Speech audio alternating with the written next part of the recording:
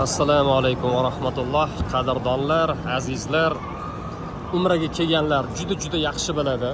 Namoz tugagandan keyin shundoq Masjidul Haramdan chiqishingizga mana shu yo'llarda, bu tarafdagi yo'llarda, bu tarafda mana odamlar yurib ketishyapti. Bu tarafdagi yo'llarda juda ko'p joyda ayollar ham, erkaklar ham sigaretini chakib yoki elektron sigaretchalarni chakib kayfiyatingizni nol qilib o'tirishadi. Lekin alhamdulillah Ramazon kelganda bu narsani iloji yo'q.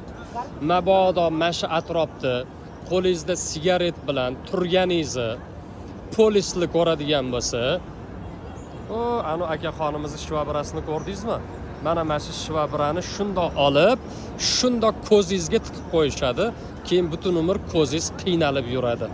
Men o'shaning uchun Ramazonda sizlarni umra qilishliklaringizni tilardim.